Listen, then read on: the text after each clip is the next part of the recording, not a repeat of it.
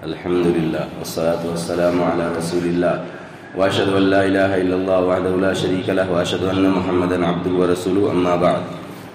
سورة الملک آیت نمبر 12. إن الذين يخشون ربهم بالغيب لهم مغفرة وأجر كبير. بے شک جو لوگ اپنے رب سے غیب میں ڈرتے ہیں ان کے لیے مغفرت اور بڑا اجر ہے. اس آیت میں کئی مسائل ہیں. پہلا مسئلہ ہے کہ اس آیت میں اللہ سبحانہ وتعالیٰ نے ان لوگوں کو عظیم خوشخبری سنائی ہے جو اللہ سے ڈرنے والے ہیں. دوسرا مسئلہ یہ ہے کہ اللہ نے فرمایا بے شک جو لوگ اپنے رب سے غیب میں ڈرتے ہیں. اس کی دو تفسیر کی گئی ہے. پہلی تفسیر جو جمہور کی ہے وہ یہ ہے کہ اپنے رب سے غیب میں ڈرتے ہیں یعنی اللہ تعالیٰ غیب میں ہے, اللہ تعالیٰ کو نہیں دیکھے ہیں, اللہ کو دیکھے بغیر ڈرتے ہیں. اللہ کو انہوں نے نہیں دیکھا مگر اللہ کو دیکھے بغیر اس سے ڈرتے ہیں اور بے انتہا ڈرتے ہیں. اور دوسری تفسیر جو زجاج وغیرہ نے کی ہے وہ اپنے رب سے غیب میں ڈرتے ہیں یعنی جب وہ لوگوں کی نظروں سے دور ہوتے ہیں اور لوگ ان سے دور ہوتے ہیں تنہائی میں یا ایسی حالت میں جس میں کوئی ان کو نہیں دیکھتا ہے, پھر بھی وہ اپنے رب سے ڈرتے ہیں. ان کا ڈر, ان کا اللہ کا خوف اتنا سخت ہے کہ وہ اکیلے میں بھی ویسے ہی ڈرتے ہیں جیسے لوگوں کے سامنے ڈرتے ہیں.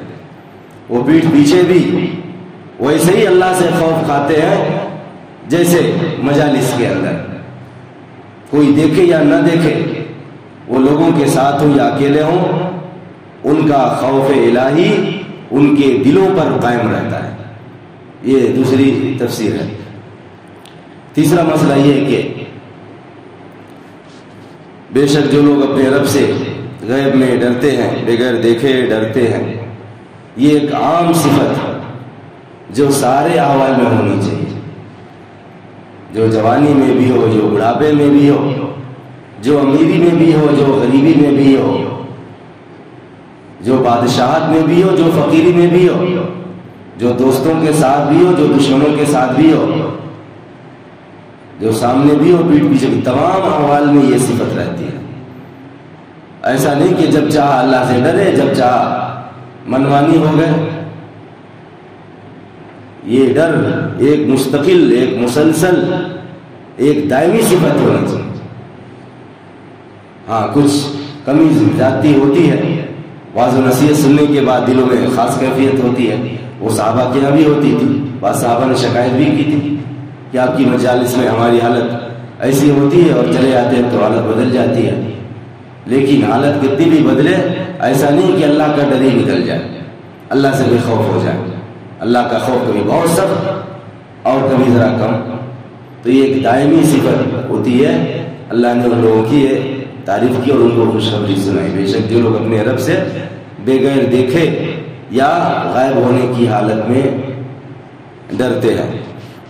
اگلا مسئلہ یہ ہے کہ بغیر دیکھے اپنے رب سے ڈرتے ہیں.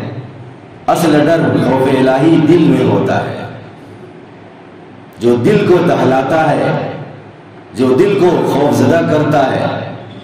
اور جب ڈر دل میں پیدا ہوتا ہے تو آنکھوں سے آنسو بھی جاری ہوتے ہیں, پاؤں بھی بندھ جاتے ہیں, زبان بھی گنگ ہو جاتی ہے اور ہمت ہار جاتی ہے. جیسے دنیاوی ڈر دل میں ہوتا ہے, کسی شیر کا ڈر, کسی سانپ کا ڈر, کسی پولیس والے کا ڈر, کسی ڈاکو کا ڈر, جب دل پر غالب آتا ہے تو حالت بگڑ جاتی ہے. ایسی اللہ کا ڈر جو سب سے اونچا, سب سے اعلیٰ ڈر ہے, اس سے اونچا ڈر کوئی نہیں. وہ ڈر جب دل میں پیدا ہوتا ہے تو زبان ڈرتے ڈرتے بولتی ہے. اس کو بولنے سے پہلے زبان کے بولنے سے پہلے دل سے اس کا رابطہ ہوتا ہے, بولنا ہے کہ نہیں بولنا.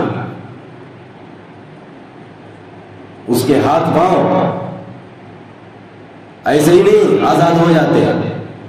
دل میں جو ڈر ہے اس کی وجہ سے ہاتھ رک جاتے ہیں، پاؤں رک جاتے، نہیں جا سکتے، نہیں ہاتھ اٹھا سکتے، زبان نہیں چلتی، کبھی جواب دینے کی طاقت ہوتی ہے مگر نہیں جواب دے پاتے۔ زبان سب کے پاس ہے، کوئی بھی بول سکتا ہے، لیکن جس کے دل میں اللہ کا ڈر ہوتا ہے اس کی زبان ہو جاتی ہے، اور کبھی لوگ اس کی وجہ سے بولتے ہیں کہ اس کو تو جواب دینا بھی نہیں آتا، اس کو تو بولنا بھی نہیں آتا ہے۔ لیکن جب دل میں ڈر نہ ہو تو کچھ بھی آدمی کرتا ہے، تو وہ اس ڈر کا نتیجہ، دل میں جو اللہ کا ڈر ہوتا ہے اس کا نتیجہ پورے اعضاء پر ظاہر ہوتا ہے،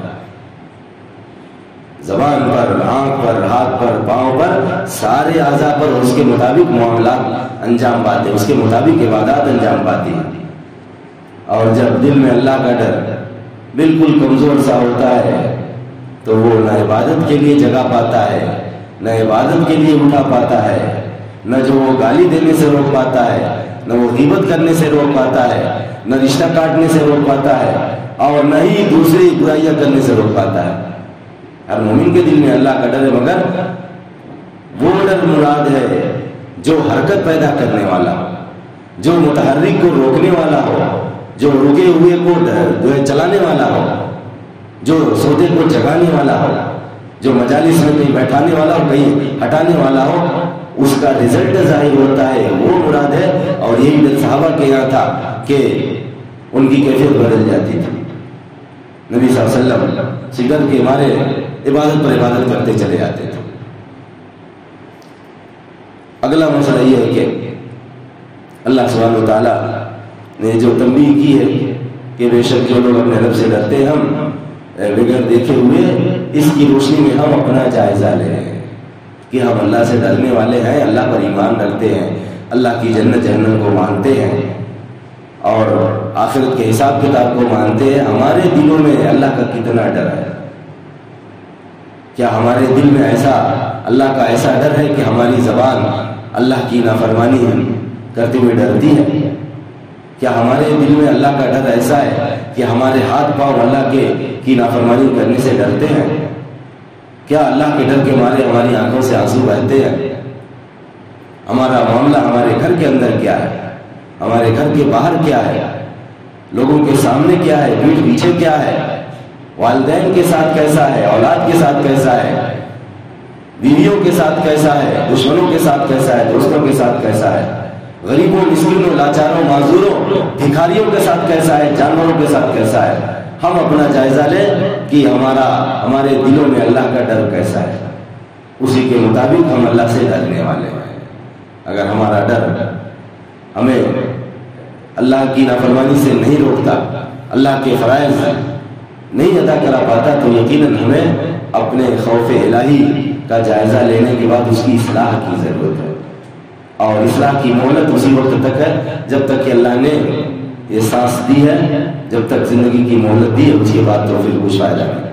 اگلا مسئلہ یہ کہ اللہ سبحانہ وتعالیٰ نے اللہ سے ڈرنے والوں کو خوشخبری سنائی، بے شک جو لوگ اپنے رب سے ڈرتے ہیں بغیر دیکھے ہوئے ان کے لیے مغفرت ہے اور بڑا اجر ہے۔ مغفرت، بخشش، سارے گناہوں کی بخشش، جو پہلے ہوا، جو کبھی کبھار ہو گیا، اللہ تعالیٰ بخشش کر دے گا اگر یہ صفت پائی جاتی ہے۔ اور کوئی بھی ڈرنے والا کبھی گناہ کر لیتا ہے، وہ ڈرتا ہے تو اللہ سے توبہ بھی کرتا ہے، ورنہ معاملہ یہ ہوتا ہے کہ ایک قتل کرنے کے بعد قاتل دوسرے پر حملہ کرتا ہے، چور ایک چوری کے بعد دوسری چوری کرتا ہے، گالی دینے والا ایک گالی کے بعد دوسری گالی دیتا ہے، اور معاملہ کبھی کبھی ایک چنگاری سے لے کے بھڑکتی آگ تک پہنچ جاتا ہے، اور چھوٹے ظلم سے لے کے بڑے ظلم تک پہنچ جاتا ہے۔ لیکن جو اللہ سے ڈرنے والے ہوتے ہیں وہ غلطی کے بعد آنسو بہاتے ہیں۔ بہرحال اللہ تعالیٰ نے خوشخبری سنائی کہ مغفرت، ساری گناہوں کی بخشش، اور دوسری خوشخبری کہ بڑا اجر ہے، اور وہ ہے جنت، اور اس میں اللہ نے جو نعمتیں رکھی ہیں دائمی نعمتیں، وہ بڑا اجر ہے۔ یہ دو چیزیں ہیں، دنیا، مومن کی دنیا کتنی بھی حقیر ہو لیکن اس کی آخرت حقیر نہیں ہوتی۔ مومن دنیا میں جیسا بھی ہے مگر آخرت میں اس کے لیے جو مغفرت کی خوشخبری ہے اس سے بڑی خوشخبری کچھ نہیں، اور جو جنت ہے اس کی نعمت ہے، اس سے بڑا کوئی اجر و ثواب نہیں، اس سے بڑا کوئی بدلہ نہیں۔ دنیا میں آدمی مار کھا کر کے بھی اللہ کی مغفرت آخرت میں پا جاتا ہے، اور دنیا کی نعمتوں سے معروم ہو کر کے بھی اللہ کا اجر کبیر پا جاتا ہے، تو کوئی گھاٹے کا سودا نہیں ہے۔ ایسا نہیں کہ ہم حال میں لیں گے اور کوئی بھی یہ نعمتیں، دنیا کی نعمتیں لے کے قبر میں نہیں جاتا۔ اللہ تعالیٰ سے دعا ہے کہ وہ ہمارے دلوں میں سچا خوف الہی پیدا کرے، ہمارے دلوں کو ہمیشہ اللہ سے ڈرنے والا بنائے، اور ہمیں اللہ خوف الہی کے مطابق عمل کرنے اور اللہ کو راضی کرنے کی توفیق دے۔ اور اللہ تعالیٰ نے شاید میں جو خوشخبری سنائی مغفرت اور اجر کبیر کی، اللہ تعالیٰ ہماری مغفرت فرمائے اور ہمیں اجر کبیر سے نوازے، اپنی نعمتوں والی جنت میں داخل کرے، آمین۔ وآخر دعوانا الحمد للہ رب العالمین۔